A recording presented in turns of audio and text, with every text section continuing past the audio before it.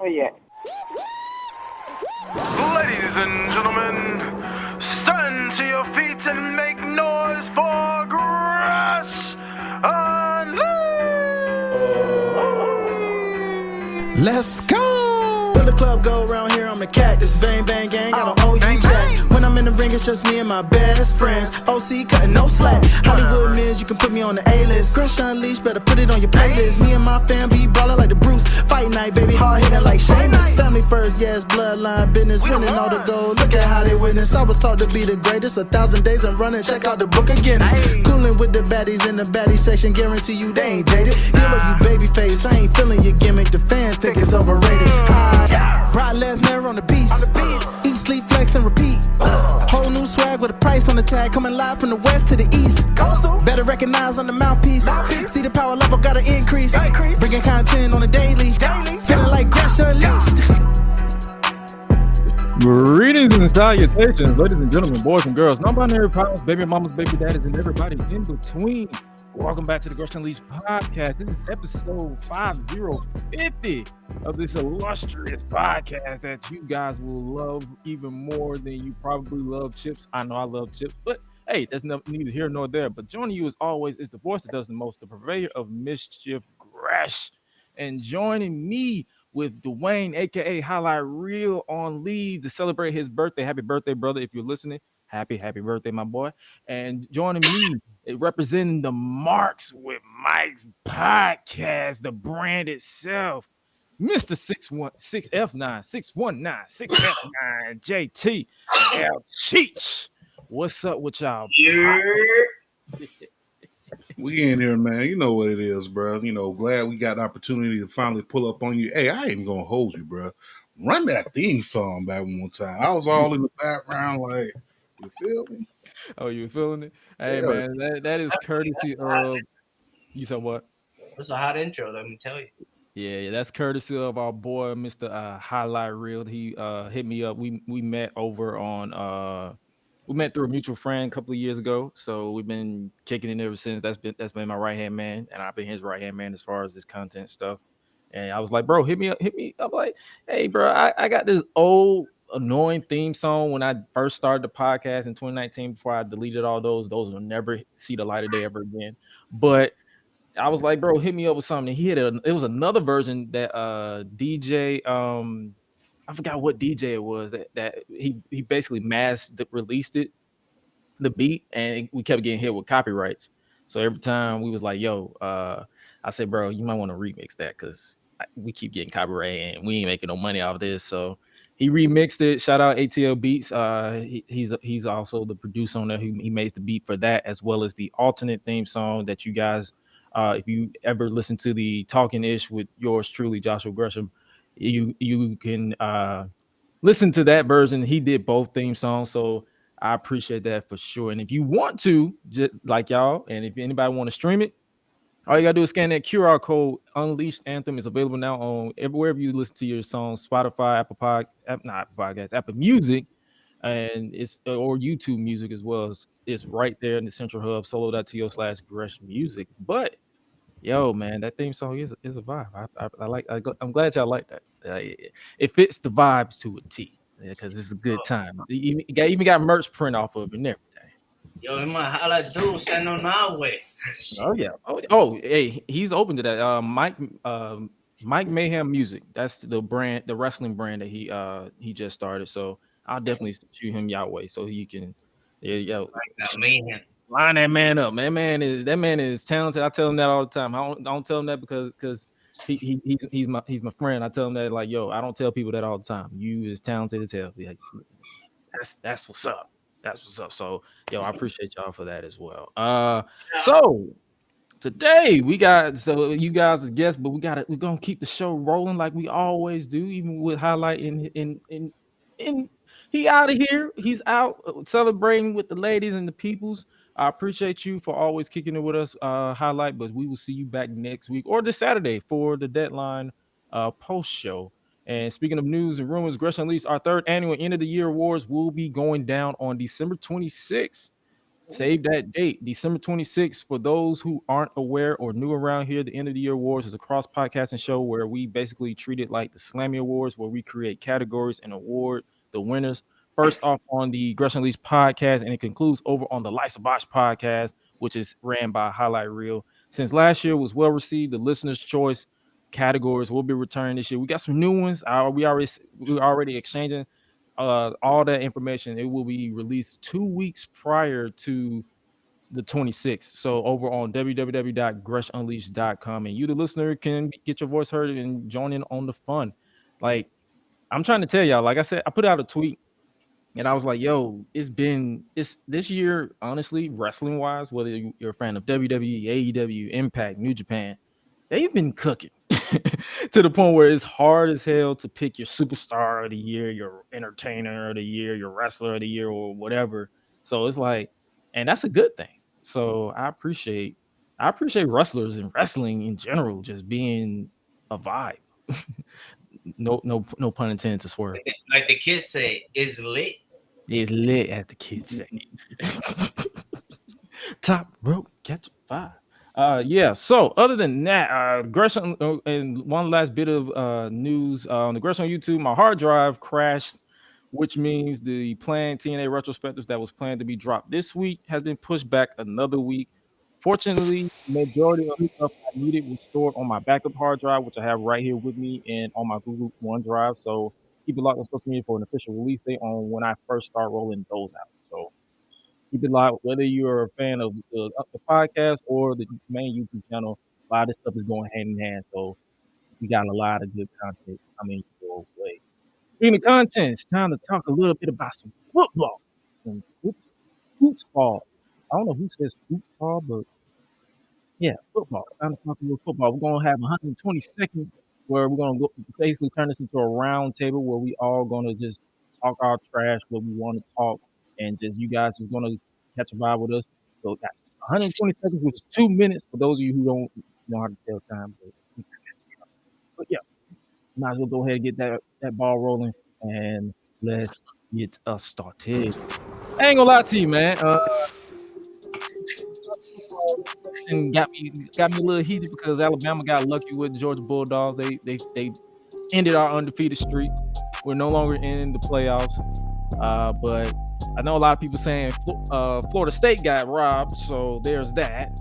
I know you got your hands up, TJ. So JT, you already know you already got your thoughts on it. But my weekend got picked up because the Dolphins picked up the win over the Commanders, but which is easy money. So, yo, what y'all got on this? Well, speaking from the winners table, shout out to my Dolphins doing what they do, number one in the AFC. Yeah. Look, we got the fastest wide receiver, the fastest running back, probably the best quarterback in the NFL, in my opinion. I'm happy for my fans, but we also FSU got robbed, my G. How you go 13-0 and don't make the college playoffs? You went 13? They gotta have that SEC in there, I guess. I don't know. I guess they're not the old Seminole. You understand? You know what I mean? They're not that. They don't generate money no more. So perhaps they're playing it in. Yeah. and I'm gonna double that on the Dolphins. Perhaps that's one of the shittiest what is it? Conference? Conference, yeah. Yeah, on the East. And I might say that's my team is there, the Jets. They all suck. So yeah. Sucks to be a Jets fan. Sucks to be a Browns fan. But them Dolphins on top. Yes, sir. Yes, sir. And that is your weekly football roundup from yours truly. You know, it's always a vibe where we talk what we want to talk. It ain't all wrestling over here. You gotta balance it out. We're not these mouth breathers that some of these old head wrestling fans say that just live and breathe and talk shit about wrestling. Like you on payroll or some shit. Like, come on, man. But as we move on, before we move on to this week in wrestling, Either or both of them. For those of you who are new around here, the either or both of them segment is where we create a random wrestling scenario that we will have up to 90 seconds to choose and explain why it could or could not work. And if the person can't choose, their safe word or cop out is to simply say both of them. All right. For this week, since we have three in the trap right here, I got a simple one. I had to create this one. I saw this on Twitter and I was like, hey, why not? Let's bring it here. If AEW and WWE were to legit do their own version of Forbidden Door, would you want the chance to book either Kenny Omega versus Roman Reigns or Kenny Omega versus CM Punk?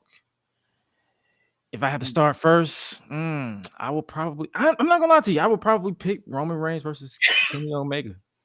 I don't know why. I just feel like that would be a more interesting, compelling match as far as, I mean, Roman would probably have to not do his 40-minute methodical match to where bloodline interference like every other 5 seconds, but it, I will need, I'm gonna need to see that at least one time. What about you, JT? So I'm gonna go with Roman versus Omega, only because AEW had the opportunity and they fumbled the bag. Injuries fumbled the bag too, but Roman versus Omega is gonna be a bigger draw. What about you, Cheech? Oh nah, I'm gonna go both of them. But I mean, in this chapter of the book of having CM Punk on the other side after the media scrum, I'm supposedly what happened. That right there coming together, and we get to watch it on TV. You know what I mean? It would have been awesome, but of course they don't go that reality. But I think both of them, because Roman against Kenny Omega, you know, that's been tough for years. You know what I mean? Although to me, Kenny Omega right now, he's not that Kenny Omega that we came to learn and love. Yeah. But oh yeah, both of them all day. Both of them all day. Hey man, that I can understand that one because it's like either one. To me, I feel like either one would be a good draw, but mainly Roman versus Omega. I don't know because I feel like it's like they can sell that for that, like Roman, like you can finally acknowledge. I can acknowledge the fact that you tore your body apart in Japan, but you're gonna acknowledge that I'm whatever he want to say. You know how he talks. Acknowledge me. So yeah, that Or would be. Uh oh. or or like Or. like what Cheech was saying with that CM Punk versus Omega, you could play off the tabloids and the dirt Mm-hmm. sheets. Hey, check this out, motherfucker. I got receipts and I'm here to cash this in. You know what I'm saying? Your homeboy bit me. I'm coming for that ass, CM Punk. Fuck Like, your dog. fuck your dog, nigga. Fuck your dog. Fuck Larry. Just don't have him do no buckshot Larry, and we good. Because if you do that, it's a wrap. Speaking of rap, let's talk about NXT before we go ahead and talk about NXT Deadline. We're gonna give our preview and predictions on that one. We'll get to that in a second. But yo, NXT, it just literally just went off the air. What y'all think about this week? Oh my God. I ain't gonna hold you. That Wesley promo Oh yeah, had me in tears damn near. I'm in a chokehold. He come out there with the cane on, with the cane and everything. I'm like, what's going on? And then he goes and says that he gonna have to be out for a while. He can barely feel his legs. Like, I know that feeling, man. Like, I done had that feeling before. And it's just real sad to see you just went through four of the guys. You just went up against four of the guys, came out on top. Pause, and now you can't, now you can't go into the championship match to grab the brass ring. Like, come on, man. damn. Yeah, we was just hyping up this match last week too because it's like for him that, and it's a back injury too, so he's gonna be out to at least up to a year. This man's Black Shawn Michaels. So what they end up doing? So they basically replaced is no longer going to be Dominic Mysterio versus Wesley. It's going to be Dominic versus Dragon Lee. So he basically went to his Latino half brother. Bro, Dragon Lee is on a world tour with Muhammad, my man. My bro is everywhere, bro. Everywhere, my guy. It's like in a Puerto Rican house, rice and beans, son. He's every Puerto Rican house. But yeah, man. Other than that, it was just another solid episode of NXT. Pretty much, it's like I was already sold on Deadline, so it's not like it wasn't nothing major that was going to sell me any further. I mean, they did a couple of last chances. One What's of his the first shows, right? One of the first shows outside This Orlando. I think this is like the third. I believe The third, yeah, the third third they show this did year. Stand and Deliver around WrestleMania week, and I think they did another one. What was it, No mer- Vengeance Day? Well, the total of 4. This is the fourth one. You had Yeah, Vengeance four. Day, Yeah. you had No Mercy, and now Deadline. Yeah, and Okay, so yeah. see how different they look. The rosters look from all of them that they had gone. Oh yeah, for sure. Like that's the thing. This crop of this crop of NXT talent is super athletes. Like every week they keep popping me, or they find a way to just be like, "Yo, we are built different. we are legit built different." Like, and speaking of built different, Last Legend out here body slamming Otis. Oh my God! Listen. Forget Terry, forget all these people. The Legend body slammed Otis. Body slammed him, picked his big ass up, and Held him dropped. for a second and said, "Yo, That's an athlete. That's a pure athlete, right? that is a pure athlete." So But you know what made me crazy? What was that? I think Otis liked that shit though. Well, I'm gonna say you noticed that, like right towards the end of the match, he caught her falling on the apron. He's like, "Yeah." I always like them. I always like them sisters. Hey, listen, Otis a freak. He does the caterpillar. Any grown man that does the caterpillar is a freak. What's up backstage, bro? Yes, sir. Oh, for sure. Like, man. And then don't get me started on Noam Dar tapping out in front of Jakara Jackson. Like, come on, man. You don't need that leg. What you tapping out in front of the baddies for? You don't. She looking right at you. Like, bro, you hold on. You pass out or feign passing out, but you don't tap out. But you want to tap out. I would have passed out. I ain't about to pass out. I mean, I ain't about to tap out from the Jakara Jackson because if I tap out here, I'm tapping out elsewhere. So, you know what I'm saying? I got to set the precedent. Make sure You gotta set the bar. Like, come on, man. Set the bar. I don't want you to think this what it is outside the ring type shit. Like I'll pass out, but I ain't tapping out. Like I may fall asleep. Even if it's fake passing out, just pass out until they ring the bell and then wake up. Like, what happened? Like, don't tap out. Like, bro, you don't do that. Come on, man. Come on. Damn. Come on, son. Damn. Embarrassing me like that.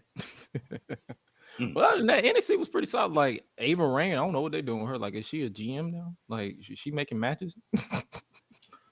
Hey, that's the Rock's daughter. I mean, shoot, when you the Rock's daughter, you can do anything you want on the roster, man. Shoot, I could be back here making gear. I could be booking matches. I could be inside of a faction that broke up, or I could be on SmackDown joining the Bloodline. I got a name that carry weight. Okay, y'all just be lucky I'm here. Yeah, could hook you up with some acorn. Hook me up with $7. I don't know. $7 in the dream. Get me on the remake of Young Rock because it got canceled. So when they remake it, just give me a roll on that right quick.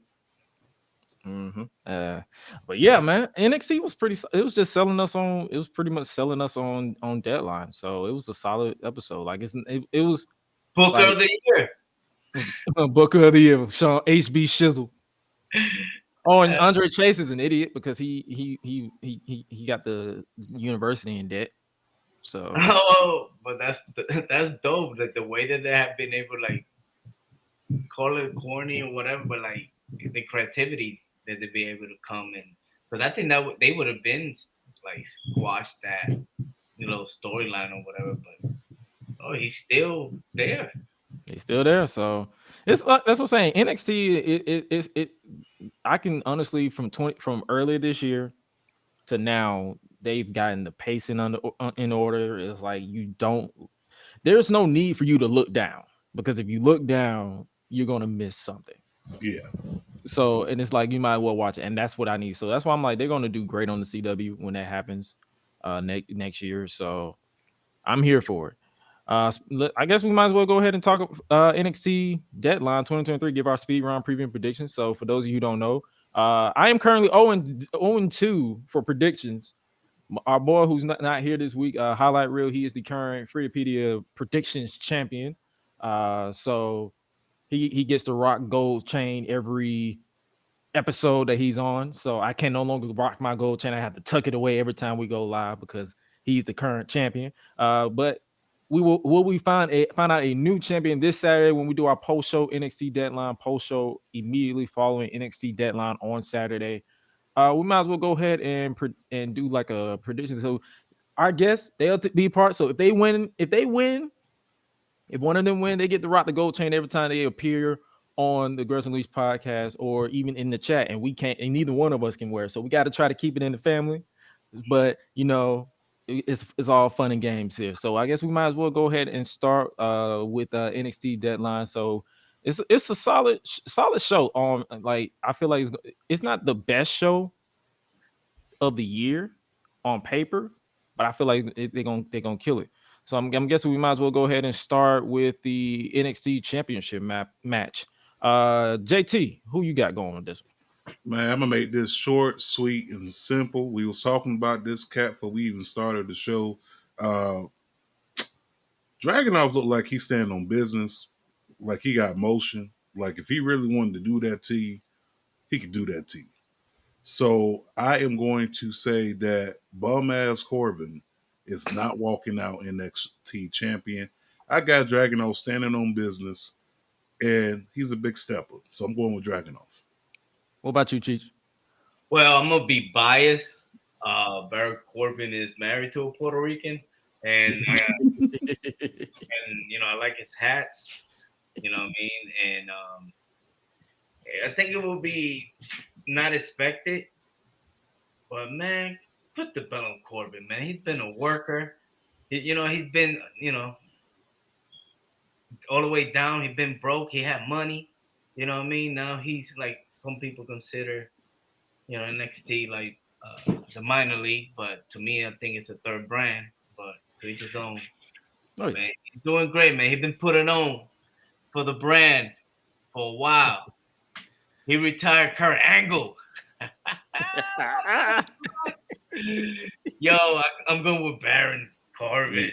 Yes, sir. And I'm gonna go ahead and side with my man JT on this. I'm gonna have to go with Dragunov. That man literally murdered a man last week, and with 3 H-bombs and literally mounted this man. Like I said last week, you ain't got no other choice but to shoot this man. But if you ain't gonna shoot him, you might as well. You said what? No, I'm saying when he gets angry, that's when his eyes turn red. So that man pop out with red eyes on Saturday. Corbin, you better get ready for a fight. You better get ready for a fight. Next up, we might as well go ahead and switch it up to another. Keep it with the championships. It was originally going to be Dominic Mysterio versus Wesley, but like we said, Wesley is out injured with a back injury. He'll be out for up to a year. So in his place, as picked by Rey Mysterio on NXT TV, is none other than the man who is on a world tour, Dragon Lee. Dominic Mysterio versus Dragon Lee for the NXT North American Championship. Let's start with you, Cheech. Who you got with this one? I'm not the one. Well, I'm gonna go with Peso Pluma, aka Dominic. This guy's gonna be a great base for him. You know what I mean? And Dragon Lee, man, he's been a nice run, but Dominic Mysterio, I could say, and I don't know. I don't know when the voting is over, but for Wrestler of the Year, aka MVP, Dominic Mysterio has been the MVP of WWE this year. Okay.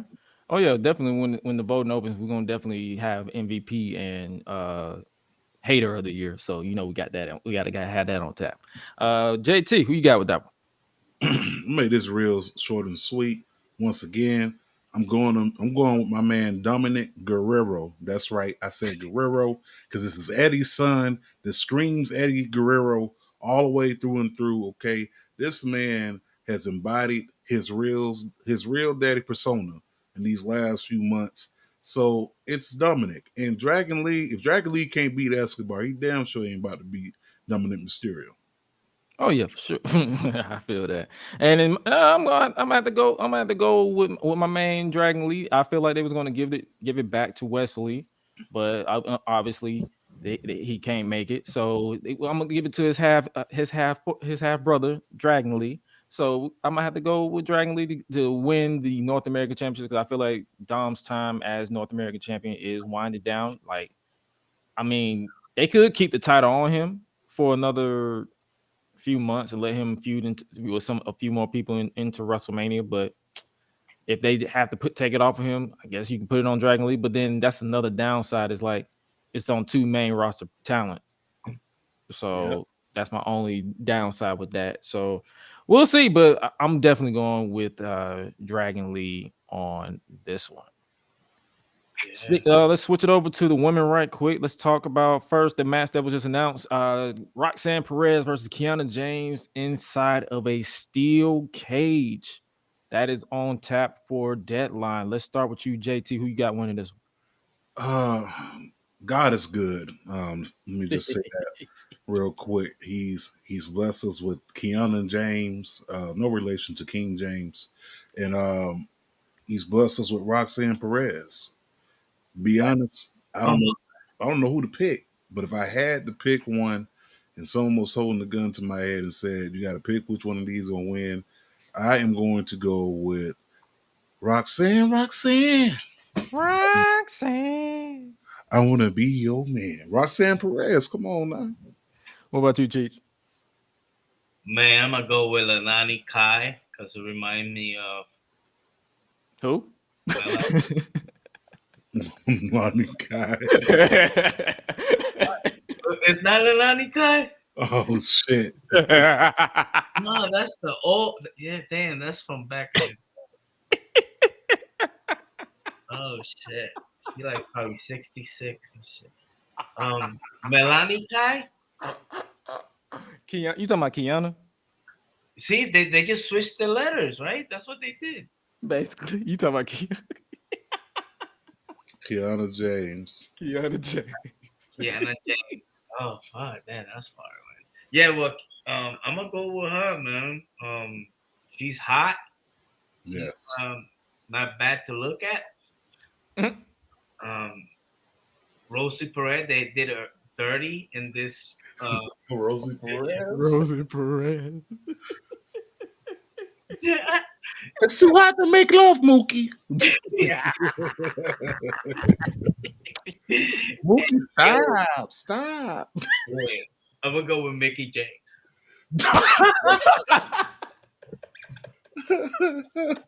This nigga's horrible. So you go with Kiana James.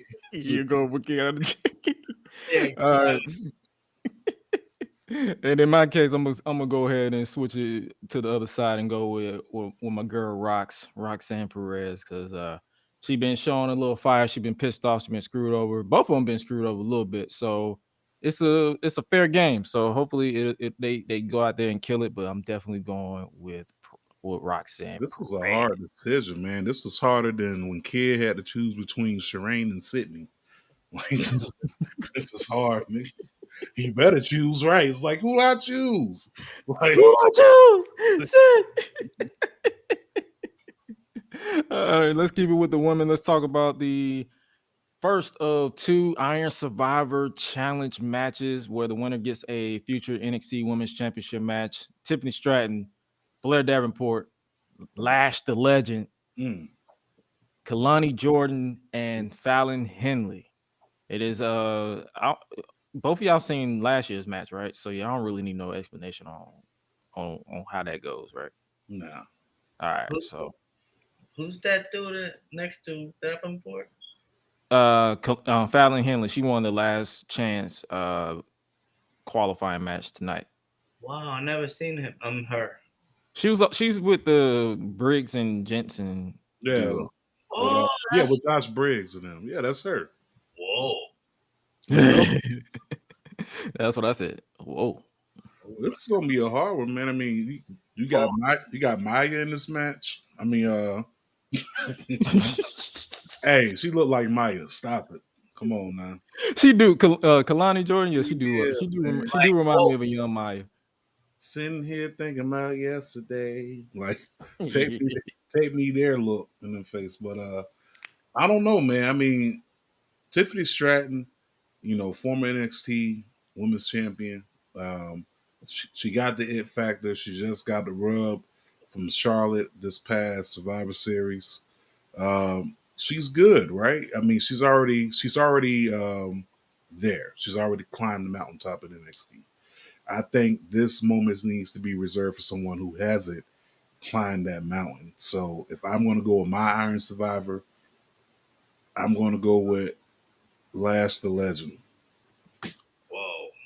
Oh, okay. I respect it. What about you, Cheech? Um, it's a hard one, man. But the one you last. Oh, Ow. I think Stacey Penny's in. No, what's her name again? Who? Which, Um, which one you thinking about? that's the Blair, the one with the hairs. Oh, Corella Deville. Yeah, there you go. Her. Yeah, that's Yeah, you going with Blair. All right. Darby Allin's ex. Nah, yeah, I'm gonna go with Blair Underwood. Nah, Darby Allin's ex is Gigi. Blair is Will Ospreay's ex. Oh, Will Ospreay. See how confused them. They all look alike. Yeah. man, you better get this man cancer, bro. What you doing? Hell yeah, I'm about to get him. Like, bro, who is this motherfucker that be there? I'm like, hey man. It's a vibe, man. It's a vibe, man. But no, if I had to choose, I'm definitely going with as much as I love Lash, but I feel like, you know what? Screw it. I'm gonna take the chance, especially after that body slam. I'm going with Lash Legend. Like I expect Blair to win, but I gotta put my chips with Lash Legend after that body slam. Like all her haters be damned. That's all I'm gonna say. That's Yeah. all I'm gonna say on that. Yeah. And Lisa Leslie. That's who I'm going with. She kind of look like Lisa Leslie in this picture. That's just me, but anyway. Lisa Lash. Lisa Leslie. Oh, That's the greatest WNBA player of all time inside this match. Of course, I'm going with her. Of course. And then next up for the men, we got for the same match, we got LeBron, Toretto, Break These Hoes, or Braun Breaker, Trick Williams, Dijak. and Michael Hayes. do. He do look like Michael Hayes back there. Tyler made him like Michael Hayes. Oh, Mickey Rourke.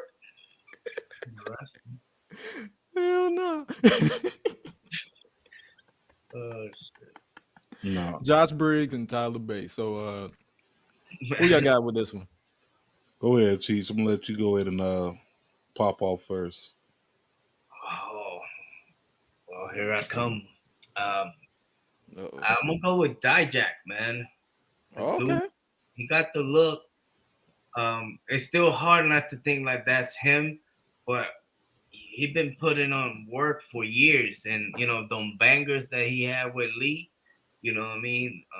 They hold a special part of my heart. No, and man, I think Dijak is his time, man.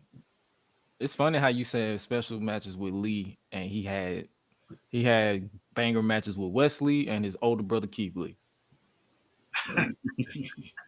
You're right. He ran through the whole Lee family. I know his grandfather Bruce Lee is looking down on them. Oh yeah, for sure. What about you, JT? So I'm gonna keep it a buck, man. Dominic Toretto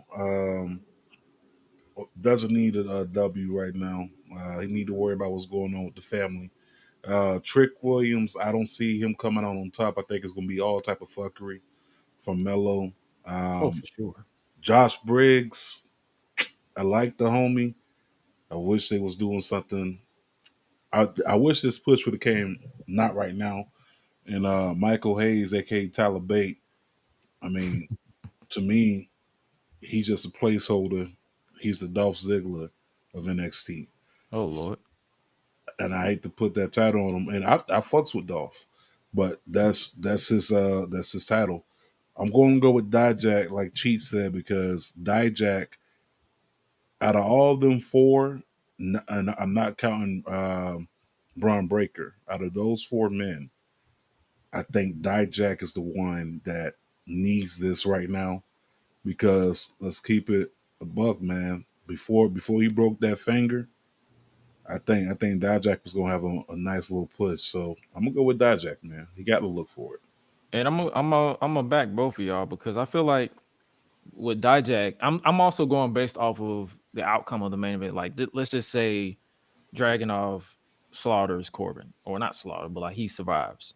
And I feel like his next best challenge would be Dijak, because the one thing about Dijak, he is that workhorse that they can rely on in NXT, or unwritten locker room leader that can put on bangers with just about anybody. So that's why I'm like, him versus Dragunov for me feels like the next best bet. So I'm definitely gonna have to go with Dragunov on this one.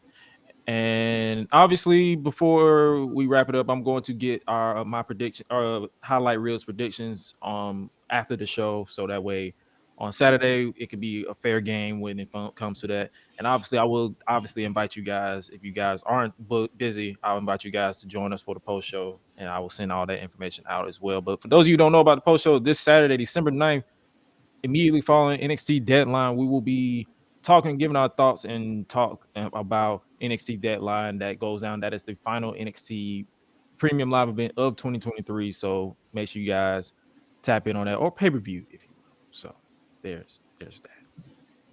Let's talk a little bit about this weekend as far as like Raw, SmackDown, the whole nine. Becky Lynch, she is currently out to get her lick back against Nia Jax from 2018. Does this interest you guys? I'm not really sold on it yet. Um, Zero interest. Only reason why I say this, if you wanted your lit back, you should have been got that lit back. All right. I mean, let's keep this one thou wow. The only reason why you are who you are is because this woman broke your face. All right. She broke your face. She busted you open, and she made you the star that you are. Okay. People was checking for Becky Lynch, but they weren't checking for Becky Lynch until after Nia Jax busted her face open. That was her. That was her Terry Funk moment, right? Remember when Terry Funk got busted open, and he went back and they wrapped his face inside the ace bandage, and he came back and was still fighting. Yep. That was her Terry Funk moment, and she was able to capitalize off it from that year. You know what I'm saying? She capitalized off it, but I'm not interested in it because if you was gonna get your lip back, you should have got your lip back in 2019. You could have got it back in 2020. You could have got it back in Well, 2021. not well. Well, she was pregnant for those 2 years. So Well, yeah. you're right. My bad. We'll put the baby down. You could have got your lick back. That's all I'm saying. Like you could have been got your lick back, but it's cool. I mean, you got receipts. You got receipts and everything, but you know, even like stores after a while, you can't bring this product back to come, try to get a refund to try to cash in on it. Like I can't take this light that I bought from Walmart 5 years ago with the receipt and say, hey man, this light don't work no more. You know what I'm I feel saying? I, I feel like this is just a match that is like they just need something for Becky to do until she gets to Rhea. Because it's like all they're telling me, and people can disagree or whatever. I feel like they're building to Rhea versus Becky at WrestleMania. So it's like anything that happens between now and WrestleMania is just Becky just biding time. The trip to NXT, as much as like I loved her trip to NXT, like with her putting over Lyra and all that stuff, and having that killer match with Tiffany Stratton. But I'm just gonna keep it a buck. She's literally going to be Rhea's opponent at WrestleMania if they don't give Rhea Liv Morgan if she returns. Mm. Those are my two picks for Rhea's match at WrestleMania. So, am I interested in this? Not as much as my uncle interested in, probably because he's probably barking at the TV right now as soon as I put that picture up. Shout out my uncle. He's probably listening right now. But I'm just saying, it's just. Do I hate it? No. Am I interested in it? No. So, what about you, Cheech? I mean, to me, it's like WWE, uh, long-term storytelling, brother. They do got story, but I think right now they're pretty much gonna be having close to 2 months to fill up before the Rumble. You know what I True. mean? And now they're going against the ratings and stuff, so they want to go for the juggler. So not saying that that's like Right. main event pay-per-view, but put it on TV. You know what I mean? With the storyline that they have from the past, I think it will gravitate to certain people. But that ain't something what I mean? We're on Reddit under our burner account. You know what I mean? Screaming for Nia Jax. Whoa, whoa, whoa, whoa, whoa. And Time out now. Time out now. no, not Nia Jax and Becky Lynch. You know what I mean? Okay, I ain't like what you said it because I would fight tooth and nail to my deathbed by Nia Jax. Man, Okay. I blame it on Kevin Durant. Oh shit, Yeah. this guy. I like that you said saving stuff for the TV match because I feel like this next feud is going to be directly for TV because they announced it for next week. Shinsuke Nakamura. His reason for targeting Cody Rhodes is because he wants to take Cody's quote unquote story from him and finish it for him. So basically, they're beefing because Shinsuke feels like they are what you call it. They are like they have similar stories. Like they both won Royal Rumbles, they both at WrestleMania and all that good stuff. So, you know, they they gotta build to this. So what's your thoughts on this match taking place next week? Similar story. Shinsuke, is your daddy? Great Muda, baby. I mean, yeah, I mean, great mood. I understand that, but Shinsuke is no son of a plumber. You know what I'm saying? Like, same story my ass. Like, and I rock with Shinsuke, but son of a plumber. I had to. You know the story. You don't know if he was one of them Vignette. What is it? The Vignette? Listen, Shinsuke never had to dress up as Stardust. Okay, that's where the comparison stopped right there. Oh Okay, yeah. Shinsuke have to put on those tights, put a big ass star on his face, and do a cartwheel. Man, Starter was lit. What you talking about, son? The theme music was lit.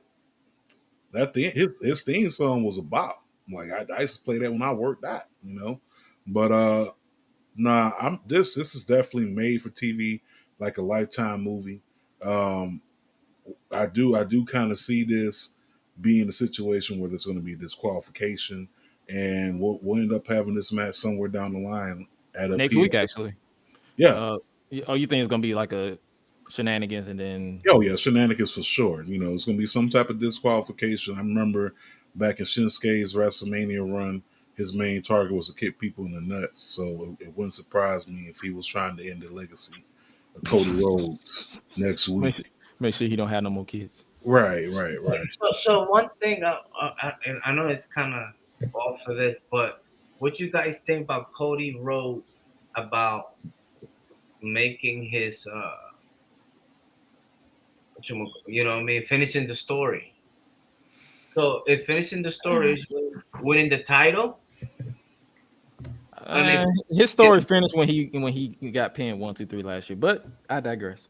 okay, so if let's say for the story though he wins the belt, he has to beat Roman Reigns, or he could get the belt from somebody else? That's a good question. I That's mean, a good question. So I I mean, go ahead. I think the overall goal is to get the title. I don't care if it's Roman Reigns that holds it, CM Punk, if Randy it's a Orton. Rock, Randy Orton. It could be anybody that holds that title.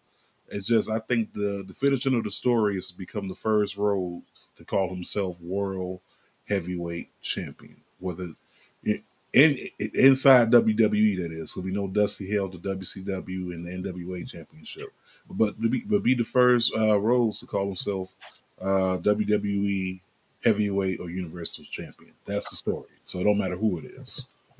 Oh, for sure. So yeah, whatever they do with that is definitely interesting. To continue on with what we was talking about, our truth. Let's have a little lighthearted. Our truth attempting to break the judgment day all day, every day. My man has been back, been a minute since coming back at Survivor Series. Let me tell you something, bro. Let me tell you something. R-Truth is God's gift to wrestling. Okay, Yes. R-Truth, you could tell this man he has to make you laugh just by holding up a toilet roll, and he'll make you laugh. Like R-Truth is comedy, he's drama, he's action. Uh, what's the word I'm looking for?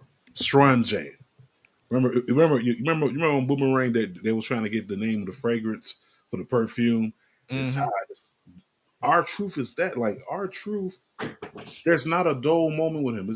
There's never been a minute where R-Truth was on the screen and I was like, get this nigga off the screen. Like Oh R-Truth is yeah. gonna make you laugh. He's gonna catch your interest. And breaking up the Judgment Day would be hilarious. But one of the things is not like the other. I don't know why R-Truth think he was a part of the group. It kind of reminds me of that time when they had the Survivor Series match, and you had Mark Henry, R-Truth, Shelton Benjamin, and then Christian. And Christian's like, hey, I rap too. You Oh know, yeah, I remember that. four of us is black, one of us is white. Like, so it's like, this is kind of cool. But I kind of like R-Truth inside the scenario. If R-Truth Anything with don't want him to is do it, on. I'm cool. Anything with him on it is literally hilarious. Someone said he gonna be the Jimmy Butler. Remember when he had that little? If he joined the Judgment Day, he gonna look like Jimmy Butler with that perm, The emo. He- With the he- nose. emo face. He already got the nose and the lip ring. Might as well. Man, anything with R-Truth honestly is gold to me. So I don't care what they do with him. Like I need more R-Truth on my TV. So like everybody talking about the CM Punk coming back and all that stuff, but R-Truth return was my biggest. Like they got the biggest pop out of me. I'm sorry. Like I respect CM Punk and him coming back, but R-Truth coming back from that injury popped me the most. Yeah, that Speaking of definitely. continuing to pop me is the Creed brothers. Mm. They aren't, in my opinion, they aren't ready to be on the main roster, but they are indeed swimming with the sharks. They are cooking. What are your thoughts on the Creed brothers' run so far? Go ahead, Cheech. Oh, I have to. Man, I mean, I never really. I don't know. There's something about them because at first when they brought them, they didn't have no type of uniform. They look crazy, you know what I mean? And like, there's something about them that doesn't do it for me. But definitely, of course, give me that, Shelton Benjamin, Charlie Haas vibes. You know what I mean? The other guy with the other guy, yeah. Other guy, you talking about damn, you talking about Chad Gable? There you go, Shaq Gable, and Justin Jordan. Jason Jordan. yeah, American Alpha. American. Fuck, I'm sorry, I had a brain fart. Yeah, American Alpha. Man, what could it have been? But yeah, it gave me that vibe. But there's something about these guys. But they look a lot better, physically from when they started in NXT. But like you said, like I think they just getting those reps. They're getting those reps, and Yeah, I don't because that's know. my thing. Yeah, that's my thing. Because it's like that's the reason why I said they aren't ready. Because if you listen to like the promo that they cut backstage, you can tell they was reading from a script. You can tell it wasn't really natural. So I'm like, they aren't ready, but it's not me saying like, oh my God, get them on my TV. It's like every time they're on TV, I pay attention because I they think should not be that fucking strong. so right there, you see they're good at wrestling, so they should, cover their weakness, give them a mic piece. You know what I mean? So I'm gonna agree Oh, with you, Gresh, and I'm gonna agree with Cheech. The one thing that they're missing, like you just said, Cheech, is a mouthpiece. And I think the one person to fill that in, pause. I just knows what I said. But the one person to fill that role would be Kurt Angle. Because to be honest, if Jason Jordan never got hurt and they never did that whole bastard son angle, If Kurt ain't available, what about Jason? what what about Ken Shamrock, the person they just signed to a contract? Can he talk? I apologize, my outburst.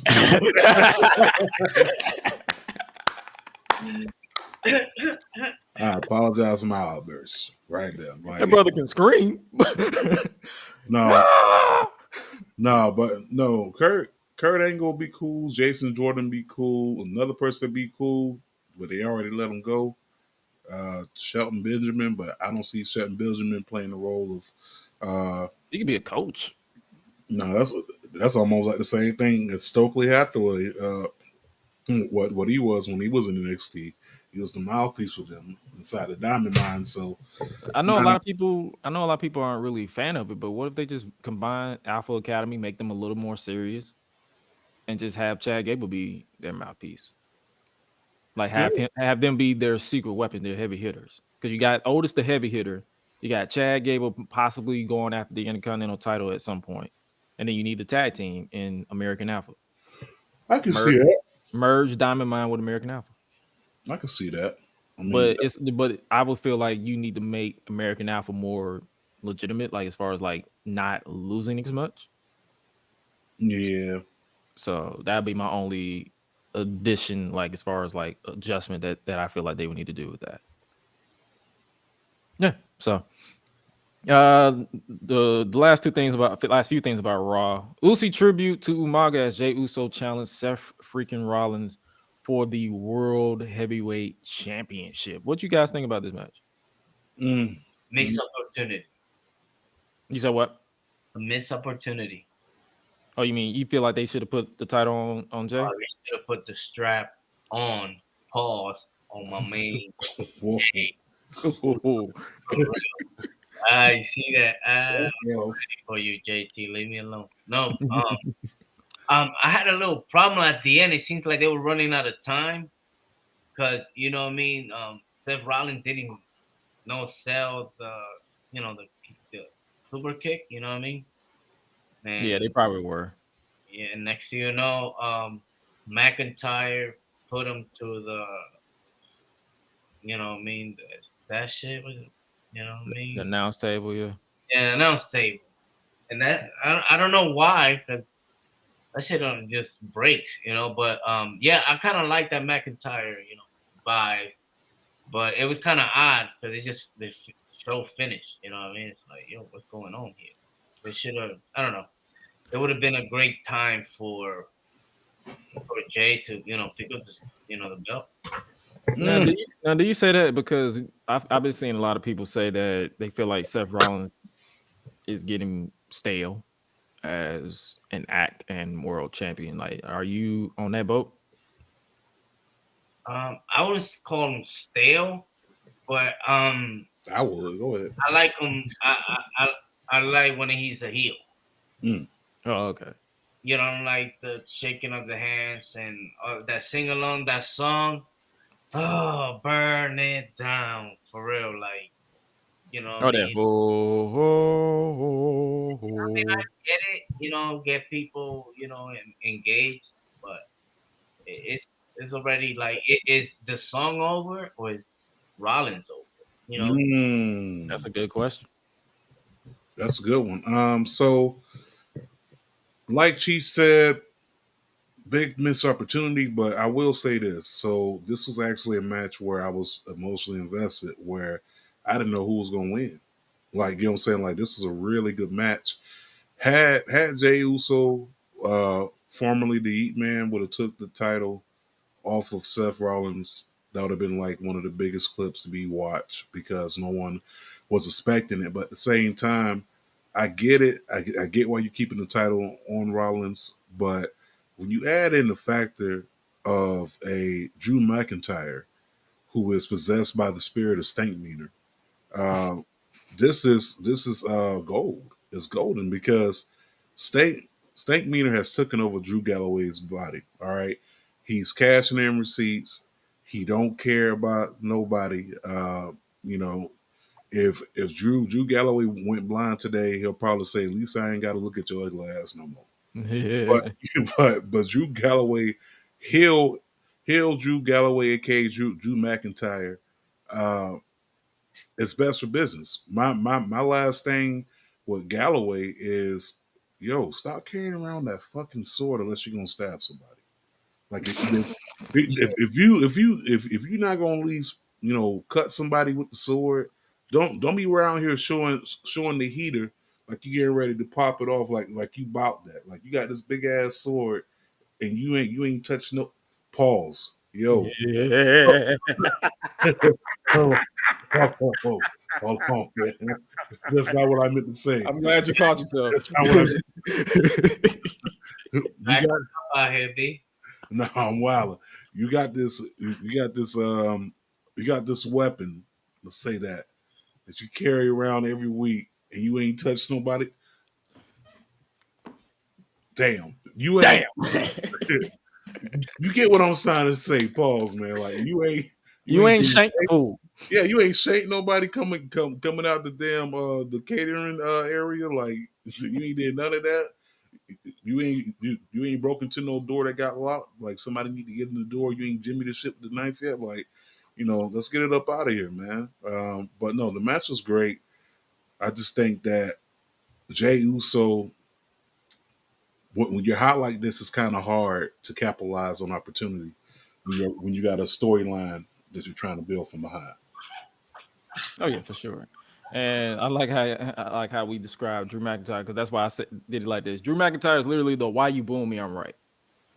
Yeah, it's like everything he's saying is justified. Like especially if you watch the show, he's basically calling out WWE like, "Hey, remember when you?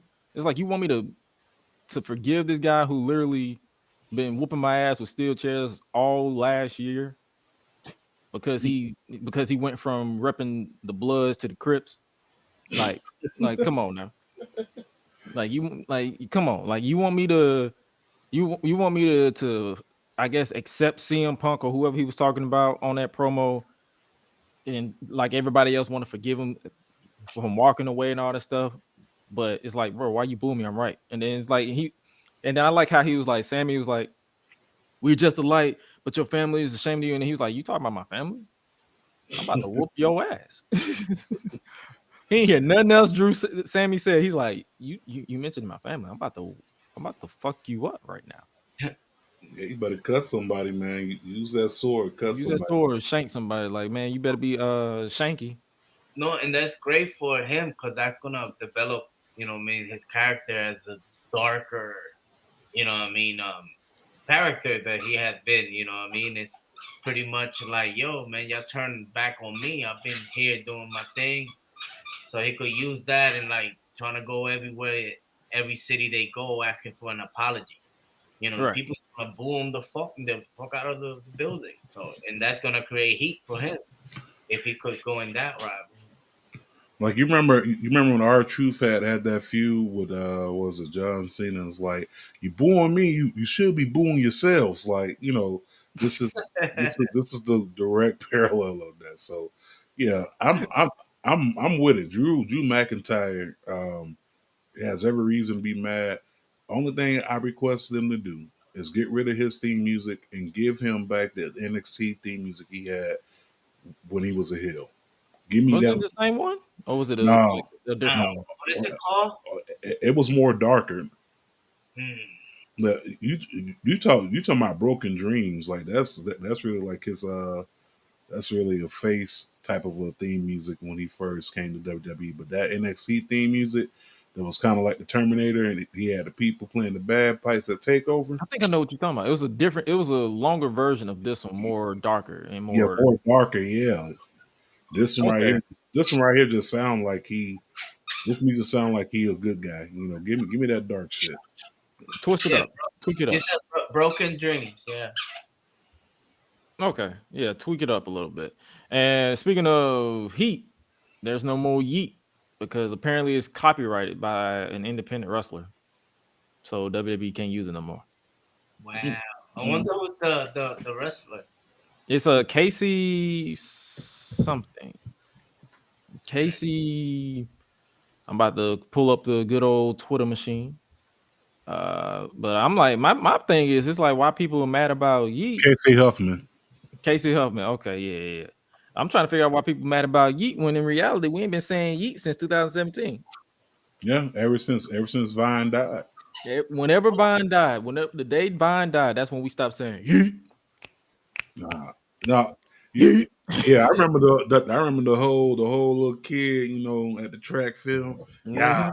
yeah, yeah, yeah. He pull out the look, you know what I'm saying? Like, I remember that, and it's like, man, I mean, it is what it is. All I can say is, Casey, get your money, Casey, get your money. You Get know, your money, man. like Like, straight up, like, hey, y'all want this trademark? Give me about 30. Give me about 30,000 flat, because I already know that I'm not gonna make 30,000 flat in off of my merchandise shirt. off of And my I shirt. think so. But Let me you go need ahead and this get that. trademark. Yeah, give me 30 Because I already know you made twice as that already. on already. So let me go ahead and get that 30K, or let's bump it up to 50K. You gotta up the price a little bit. Like, come on, and then we Gucci. But my thing is, my only gripe with that is, you a multi-billion-dollar company. Why y'all ain't? It took me 2 minutes, 2 minutes to pull up the website where you can find the trademarks. It couldn't take y'all 2 minutes to find out Yeet was trademarked Mm-mm-mm. before y'all made merch. I Yeah. get that it was a saying that we used to say from 2013 to 2017, 2018, but it's like it's 2024. I'm pretty sure somebody was smart enough to trademark it, and it clearly wasn't y'all. Mm-mm-mm. Mm, Tragic. mm, Tragic. Let's reference a little bit of SmackDown, lay the smack to the down a little bit. What y'all think about Logan Paul as U.S. champion? Mm. Hated it. No, it's Logan Paul as U.S. champion. If you're looking at dollars and cents, if you're looking at trying to increase the revenue, bring more views in, it's the perfect move. You know what I'm saying? And then you also got to look at it like this: Logan Paul, hands down, is top three, one of the best celebrity wrestlers to ever cross over. It's him and Bad Bunny, and there's room for one more. But right now, Logan Paul is that guy to elevate that championship, because that championship is going to go everywhere. It's going to go to UFC events. It's going to be on his podcast. It's going On to his be at balls. that too. Uh, yeah, it's going to be on his OnlyFans page. It's going to be at his brother's boxing match. So he's going to bring eyes to the product. So I get it. I get why they did it. I just really don't see that title coming off him until WrestleMania. Oh yeah, for sure. They setting up a tournament for the to become the new number one contender. I think KO is injured. Like, Yeah. if you had the hot potato of someone that to win, who you think is winning the whole Mm, tournament? Cause they got Santos, Bobby Lashley, Dragon Lee. You see Dragon Lee on the world tour. He's in this tournament too. Karrion Cross, they found him in catering. Austin Theory, Grayson Waller, Kevin Owens, and someone from NXT. so looks like either way it goes, I'm I'm gonna put my chips with Bobby, only because he the only brother up there that's around my skin complexion. So I'm going with Bobby Lashley, unless they put another brother inside there. He black, I'm black. I'm going with the black guy. Okay. So what's going with Carlito, man? Is Carlito hurt? They wrote him out for that Santos storyline. So I don't know if it's legit or he just can't work. I don't know what's going on with him. Hopefully, he ain't violating no wellness policy. Oh, I mean, because he is got to be. I So don't know. We'll I see. got bigger and stronger as the years went by. No, go ahead, Cheech. Hey, but man, no, chill. Not, but there you have it again, Dragon Leaf. You know what I mean? Popping off, doing his thing. But although I would like Karrion Cross to win, he don't fit that belt. He's not a mid card belt guy. He don't seem like a mid card belt guy. Yeah, he should be pushed better. But anyway, I don't know. I wouldn't mind Logan Paul to just keep the belt and have him face Bad Bunny on WrestleMania. Ooh. Okay. But if it Ooh. ain't bad, I like that. I like that. If it ain't bad, Bunny, would you go with the masses and say LA Knight?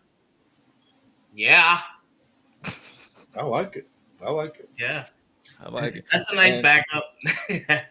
nice little backup right there. And then obviously, the last thing we're gonna talk about is Randy Orton. Last thing on SmackDown, Randy Orton is officially signed to the Blue Brand. Big Randy Orton. That dude came back big as hell. Pause.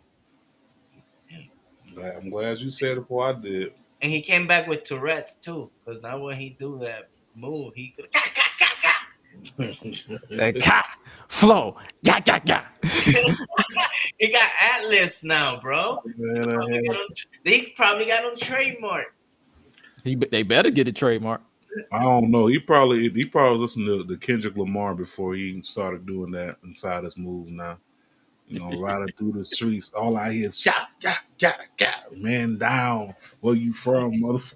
No, but Randy Orton, Blue Brand. I mean, it's like it was yesterday. He was a former tag team champion with the late great Bray Wyatt. You know, part of the SmackDown Tag Team Champions, the Wyatt family. I like it. He gets to finish the story in a sense with Roman Reigns. Also, he's with Nick Aldis, somebody he don't have no type of history with, and that RKO at the end could possibly set up a match because Nick Aldis ain't no small dude. Paul's like he underneath that suit, he can get down. You know what I'm saying? Like this man is probably gonna end up fighting Nick Aldis, and I'm here for it. Look at Jimmy though. That man sleep. Yo, Jimmy Uso sold the RKO even like 15 minutes after the show. He laid inside the ring. You about to get rolled up in the carpet. Yo, that was amazing, bro. That nigga is smart. Man, that's one thing about the Usos. It's like both of them are in their bag individually. So like I can give props to like I know a lot of people were hesitant in the way that Jimmy turned on Jay, even though he initiated the turn from the bloodline to just join back in the bloodline. It's convoluted as hell. But he's been killing it. As far as like he's been the most unserious person. But I feel like when it gets close to that inevitable match, he's gonna have to start winning and not be the puncher back. That's my only critique of the Jimmy Uso character. But yeah, Randy Orton on SmackDown. I like that they brought back the whole general managers trying to sign thing. They're doing the same thing with CM Punk on Raw, I believe, next week. Yeah, and it's crazy because it happens to be here in our hometown. Hey, this your hometown, bro. I'm from Florida. Oh, I it's just not where saying. you're from, it's where you at, because I'm not from here. No, but CM Punk, when he left, you know what I mean, that Monday Night Raw was here in Cleveland too. So Okay. I'm wondering how's the reception's gonna be. You know what I mean? It's gonna be like, "Ooh, you left, fuck you." But I think that's one of the thing about wrestling. When you somewhere else, you're the enemy. But once you join back, it's like, bro, with open arms. Oh yeah, that's anywhere. Like you have Twitter like to pick and choose, but at the end of the day, how he's received in the crowd Like is football. You know, like I was for saying, sure. like Deion Sanders when he was with the Niners. You know what I mean? The Cowboys hated his guts. Once he got to the Cowboys, everybody loved him. Oh, for sure. For So sure. true. For true. Let's talk about AEW right quick because we got a lot of nice little stuff, little shindigs over there. What y'all been thinking about this Continental Classic so far? The G1. The AEW C2. Definitely. That's what I've been calling it. Oh no, definitely the quality of the matches. Whew, it's been pretty dope. You know what I mean? Like the matchups. You know, like people that you didn't think. Like you had Cesaro. I mean, damn, what's his name? Claudio. Losing against Brody. You know what I mean? Not saying that Brody no slouch, but you wouldn't expect that to on TV. You know what I mean? For that to happen. So I like the direction. You know, of course, people comparing it to the G1 because it is the fucking G1. It is the G1. Like you got the point system. It's a The fucking point system. American version of it. You know, and it's like you lose, but you keep, you keep fighting. You know what I mean? You gather points until they fight for what? Until somebody They drops. fight. Yeah, they fight until like I think a week before World's End, their final pay per view of the year, and then whoever has the most points on both leagues face off. I think at the pay-per-view. Man, if Swerve Strickland don't win this, I'm gonna riot. Speaking of Swerve Strickland on Dynamite tomorrow, it'll be Swerve versus Mark Briscoe. Only thing I know is Prince Nana has definitely lost his workman's comp claim. He came out there with a crutch and still did the dance, so that's over with. But I will say that I don't see Mark Briscoe winning this tournament. I do see Mark Briscoe probably getting one win out of this tournament. That win is not going to happen over Swerve. I think Swerve's going to be there to the end. Okay, and it's going to end up being Swerve, and it's going to end up being Bryan Danielson. Speaking of Bryan Danielson, we're going to go back and forth. Collision, they filming it tonight on Tuesday. It's going to air Saturday, but it's going to be Bryan Danielson versus Andrade El Idolo.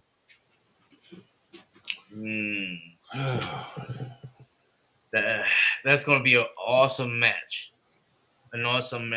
Do you see Bryan Danielson taking the L? Nah. No. You know what I mean? Then you have CJ Perry running with this dude right here. That gonna make a difference, perhaps. You know, disqualification or whatever. I don't know, but I don't know. I would like to see Andrade win because it ain't like Daniel Bryan's gonna be out. You know, what I mean, he still could gather enough points to, come out of that group, right? Right. So, of course, like as long as you have the most points by the semifinals. Yeah, man. He is not catching an L by nobody. Even though he should be based on his condition. I mean, he gonna be. Bryan Danielson is going to end up being Fire Marshal Bill by the end of this whole entire tournament, wrapped up in bandages and all sorts of shit. Let me tell you something, but Andrade needs this, and I honestly think that this tournament could have benefited for more younger talent. Like the only young talent you really got in here is Daniel Garcia. True. You know what I'm saying? Like everybody else is like 28, 29, 35, pushing 40. I'm pushing 40. Like it's cool. Like don't get me wrong, it's a nice tournament. I just would have liked to see, I don't know, some more younger faces. You know, faces that you could build around and kind of get some heat going behind them. Because everybody in this tournament is the who's who of AEW. These are the same people I see every week on TV. Give me somebody in the tournament who I don't see on TV. Like John Moxley versus Roosh.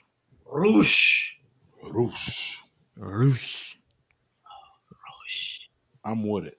Like I don't even see Mox losing this one. I wouldn't mind it, but I don't see it.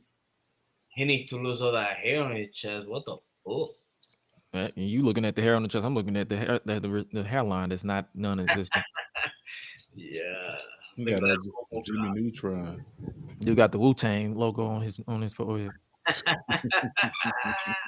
Wu-Tang, mother. Cream, all about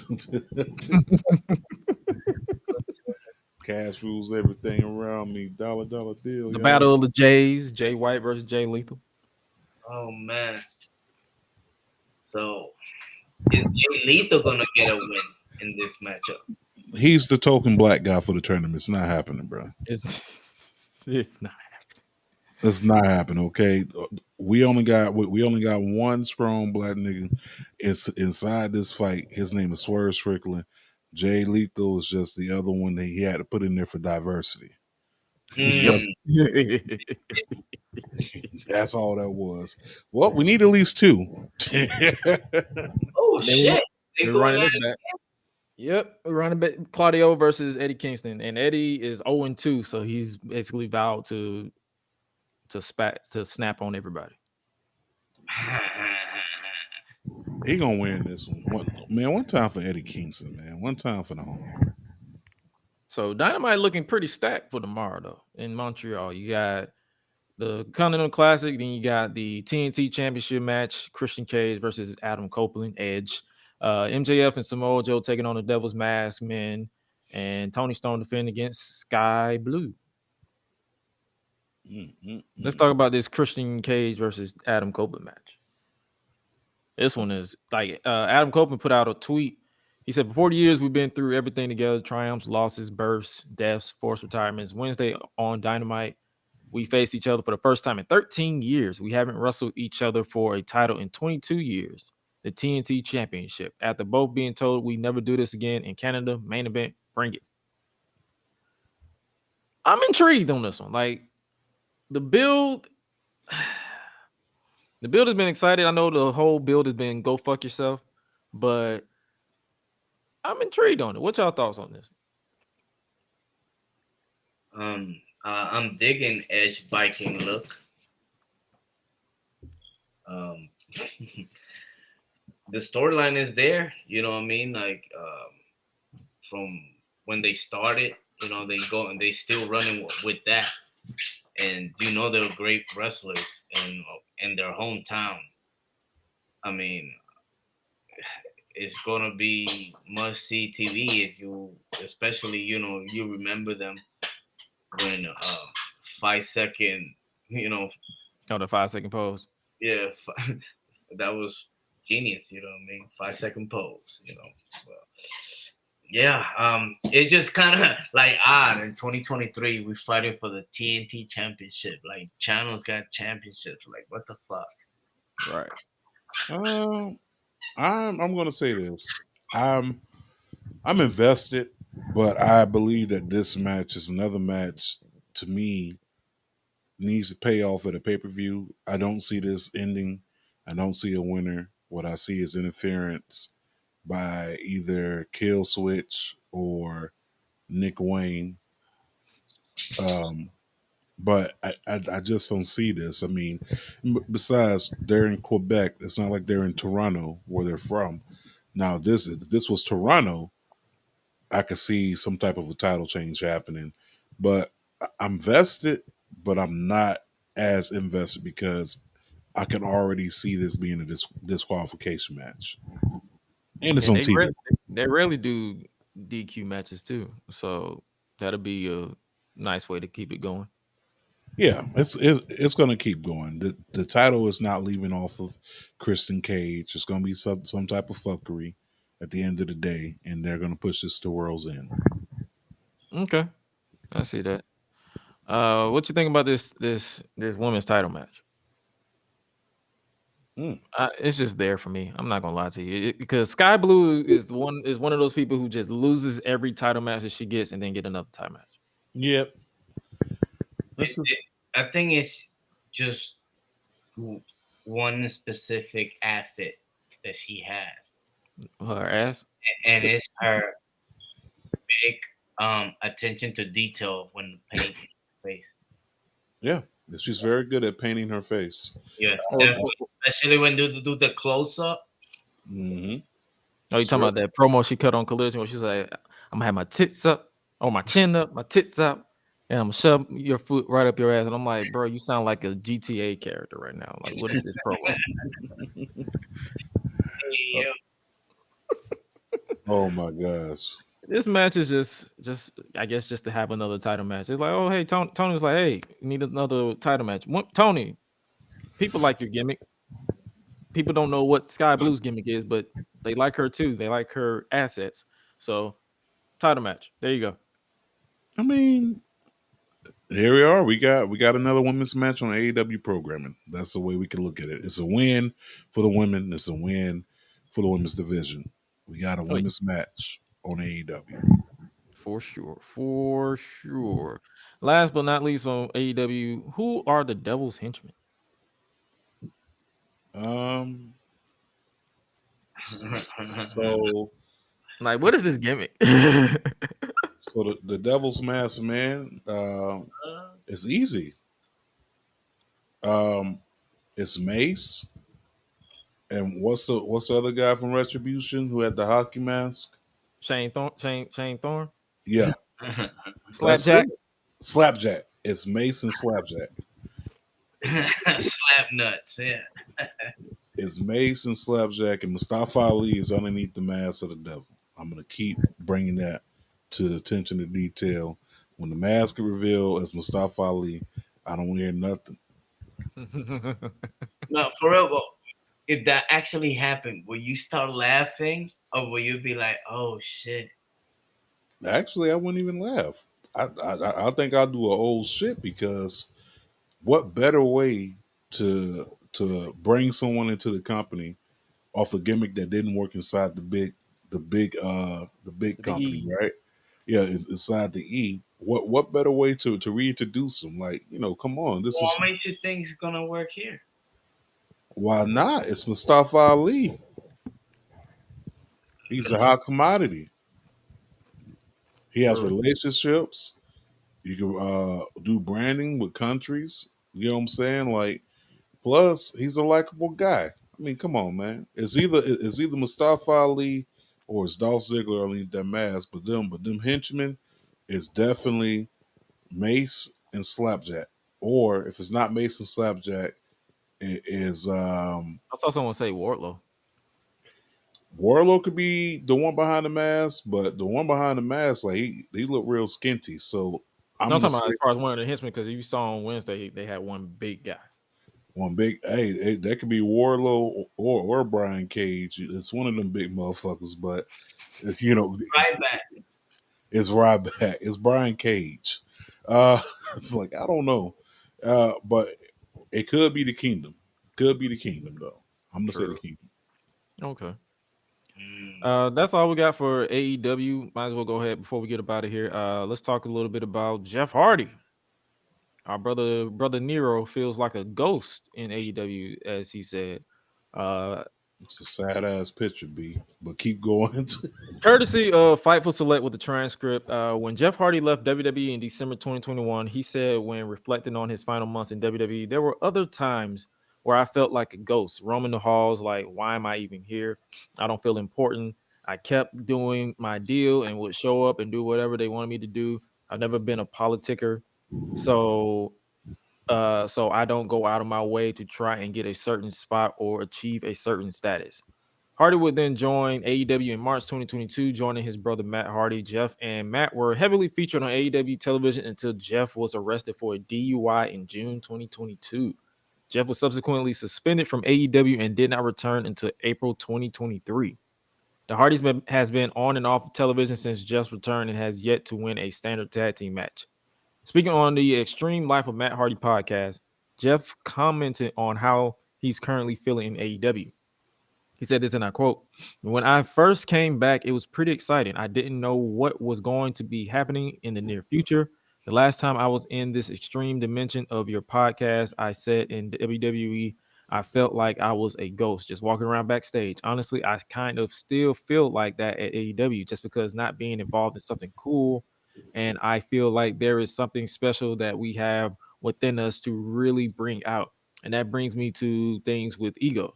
Honestly, I'm in a place in my life where wearing this Jeff Hardy shirt, I feel like a goofy goober for wearing my own shirt. Why does this feel so goofy to wear my own shirt? My thing has been always been there isn't much difference between the in-ring performer Jeff Hardy and the reality and human world Jeff Hardy. At the show the other night at the concert, I talked about ego, and another wrestler said, "You've never had an ego." But I think I need to bring up my ego back 10 times more intense than it was when I was the antichrist of professional wrestling.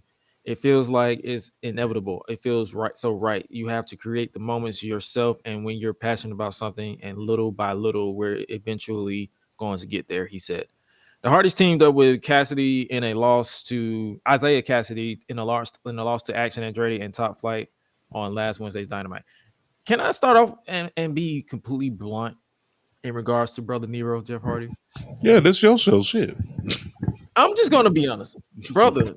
The reason why you feel like a ghost and these companies don't put too much effort behind you or your brother, you're washed.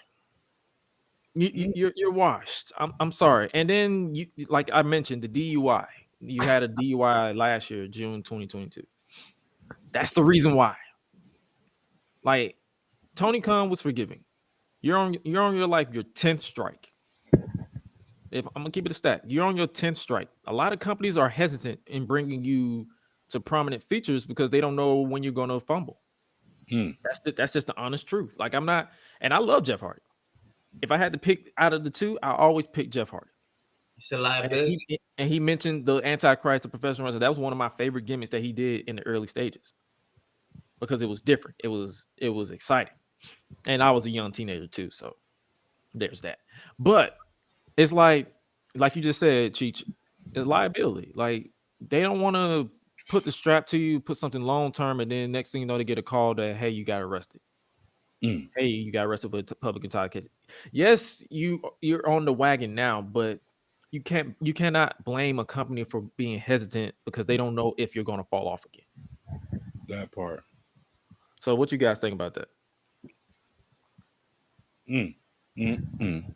Well, I'm gonna say that Jeff Hardy is the just incredible of mainstream wrestling. You know what I'm saying? What? I'm a listen. Nah, no Hold way. on, wait, and All right. fuck just incredible. But the reason why I'm making that comparison is because just incredible couldn't get bookings or couldn't get a push for a while because it was a liability. Is this guy gonna show up? Is he going to show up and actually do what he's supposed to do? Which version of this guy am I going to get? GCW got a fat version of Just Incredible this past week. Gil said, No, but I feel with that is Jeff Hardy was like up here.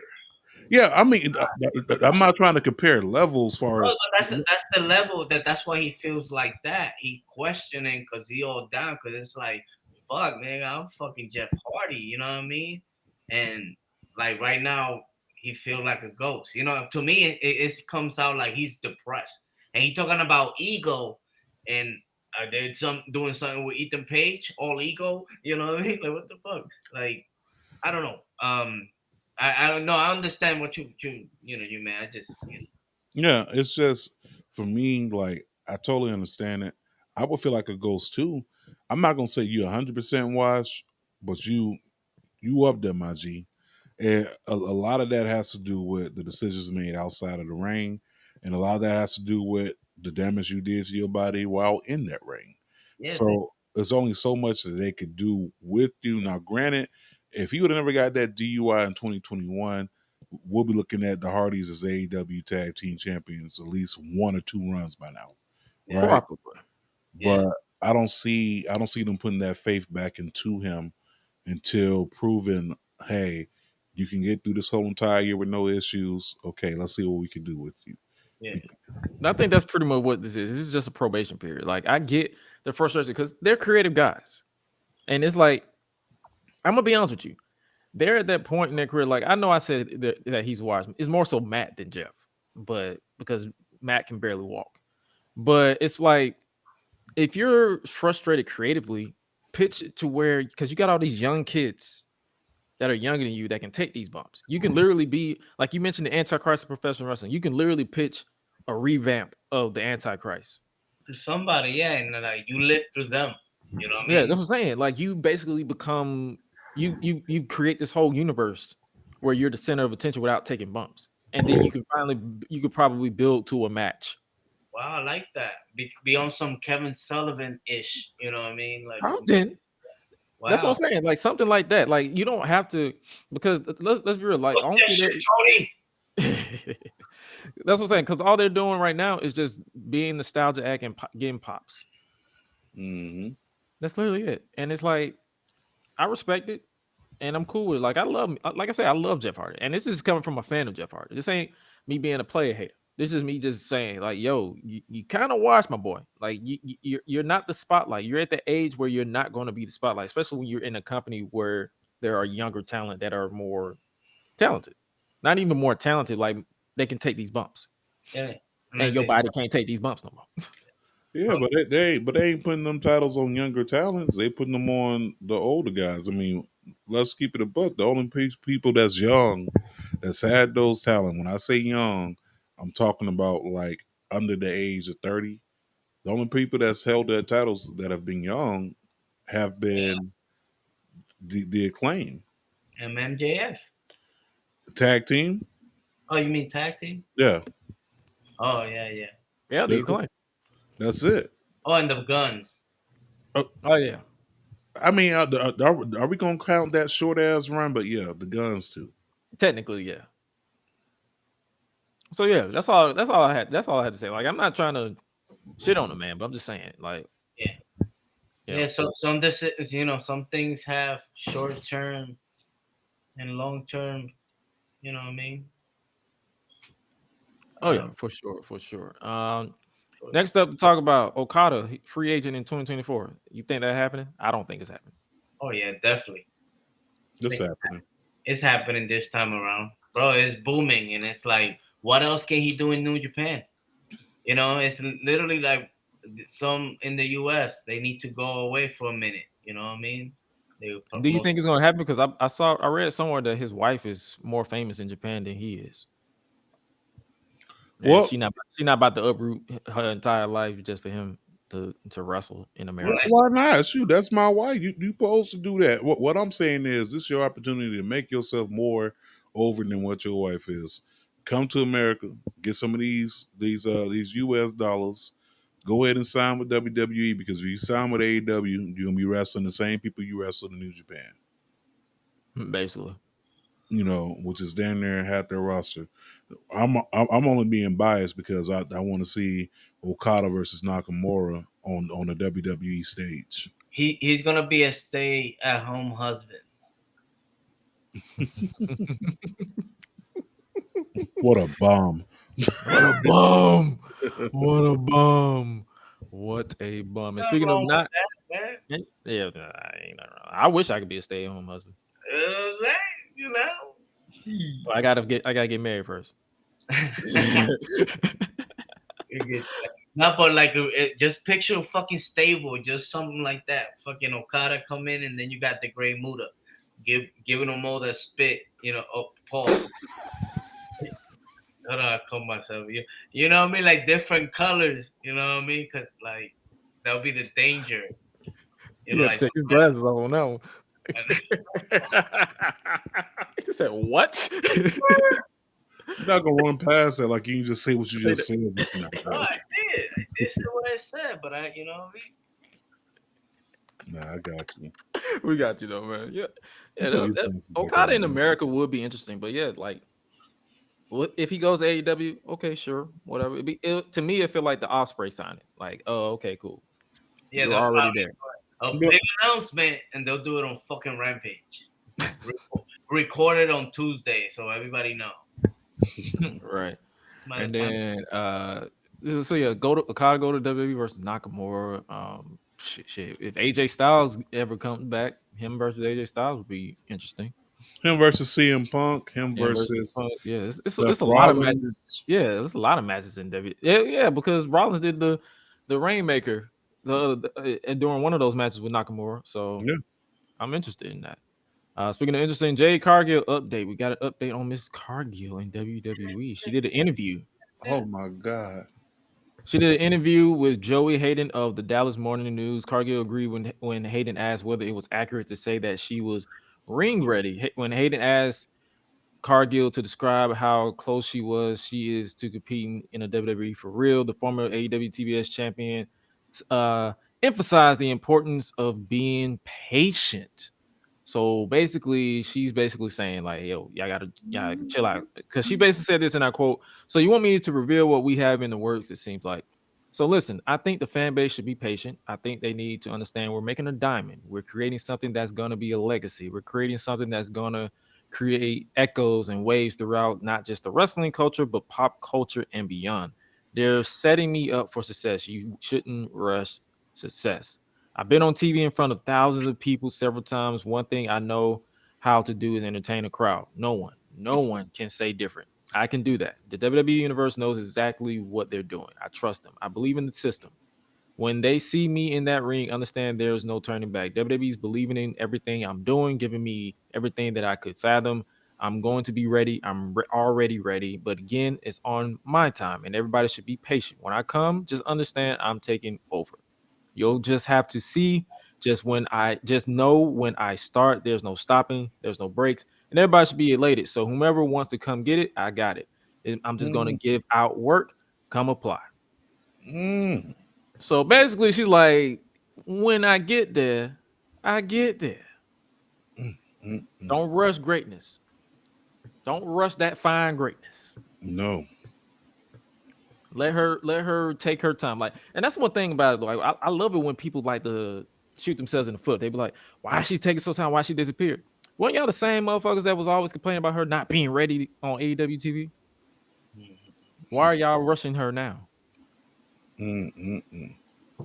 You would think that you will want her to take her time so that way when she does make her debut the proper way, there's no mistakes. She's fully polished. She's a diamond. Like, you don't want no rough. You want a diamond in your ring. So that's why I'm like, it's not out of sight of mind. But when that happens, when she shows up, hopefully at the Royal Rumble, and let her do her thing, I ain't gonna complain. I'm gonna pop. What about y'all? Go ahead, Cheech.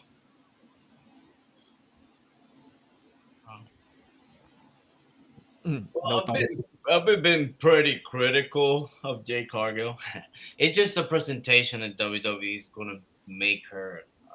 Like she said, it's gonna be bigger than pop culture. You know what I mean? She's gonna be in Entertainment Tonight. They're gonna be CNN, everything. You know, and I can't wait for that to happen. Right? But it's obvious that she's not ring ready, and that's good because she's in the right place to learn the ropes. You know what I mean? But the look, is there. The connections. Ain't she an owner of a team? Yeah, I believe a women's softball team. Yeah, and they got like a nice little following, and now especially with this, all her business endeavors is just gonna get bigger. And I just can't wait for her to debut at the Rumble, because what better place than to debut that somewhere that you could just, take your time, walk to the ring. People's gonna be amazed on some narcissist shit. When Lex Luger Right. ish. I Like she mean, said, on Twitter, she's like, I have the friends, I just want the money. hey, She got me saying my. I ain't gonna lie to you, man. Jade Cargill, listen. Um, take your time. I mean, I don't know if anybody bakes a pizza in the oven and takes it out before the time it's supposed to come out. You know White what people. I'm saying? Like, you know what I'm saying? Like, I ain't never White people. them, them over there. If you like your pizza extra doughy, go ahead and take it out. But if you like your pizza to be nice and done and right, not too crisp, just solid, let it take its time. Let it marinate. Like certain things take time, and I think when you let things marinate just a little bit longer, and put that extra sazon on it, when you finally put that thing on the grill and get that thing cooking, it's gonna be nice. It's gonna be tender. It's gonna be juicy. I'm hungry already just talking about it. I know, Juicy. man. Just like this great poet said, I don't like no whips and shame, but you can tie me down. That Don't part. know me, girl. Man, whoo, Jay Carter. Jade Cargill. When it happens, and we will be there to see it. But Hey, before what's up? real quick, what did they give Jade Cargill that entrance from Boomerang with Strun J when she come in and they drop off the damn box and it's a damn box full of white dudes and she got the whipping chains and she's on her way to the way. Hey, yo. Yeah. Do it. Do Do that. it. Do that. Do that. I want to see that. I want to see. I would like to see it, ladies and gentlemen. I would like to see it. But before we get up out of here, because we reached that point of the show where we wrap it up. But before we get up out of here, we gotta let the people know the vibe of the week, the song of the week, where the host and co-host give out a song that they want to do, whatever the case. And just as always, I'll reach out to y'all to get the song because I tend to forget often. But we want to know what the song of the week is for this week. I'm gonna start this week, and it was something that I was doing because I was on the road in between cities. Because as you can see, I'm out of town. So the song that I'm going with this week, for some reason, it just keeping me up to date, especially with everything going on in life. I Love Your Smile by Shanice. I had to go with that one. Yeah, okay, I remember Like that one. that beat is like that beat just get me all hype. What about you, JT? Only because my phone's been in the chokehold for the past month. I'm gonna go ahead and say "Surround Sound" by JID. Yeah, the Ceiling Challenge has my phone in the chokehold, so that's why this song is the song of the week. Yeah, For that's the sure. only reason why. I feel that. What about you, Cheech? Well, I could kind of give you a little hint already. I'm gonna go with Jack Harlow, "Loving on Me." You know what I mean? I just like the vibe. You know what I mean? From like you had that vibe from back in the day. You know what I mean? So, "Loving on Me" by Jack Harlow. Yes, sir. And make sure you guys go ahead and download those songs and just stream them a little bit, because it got to set the tone and set the mood and all this stuff. But yo, we appreciate you guys for kicking it with us. Where can they follow you guys on the socials?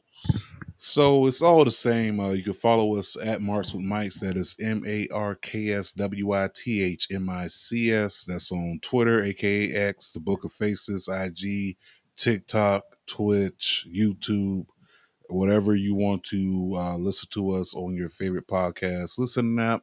We're available there too. Yes, sir.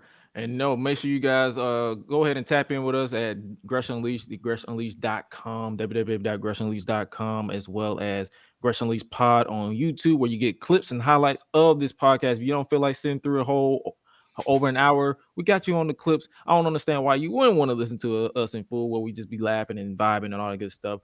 But if you haven't already, make sure you guys go ahead and subscribe to us over there. If you want to follow yours truly at It's Gresh on Twitter, X, because Josh Gresham RG had to be retired over there. But it's the same everywhere else, Josh Gresham RG. But if you want to know exactly where I'm at, make sure you go ahead and check out solo.to/Gresh. Make sure you peep Highlight Life and Life's Box podcast. My co-host, he's out celebrating his birthday, but you know what it is. It is what it is. And with that being said, you guys stay safe out here in these streets, and we will catch you guys on Saturday. And remember to always eat, sleep, flex, and repeat. We out. Y'all be breezy. Yes, sir.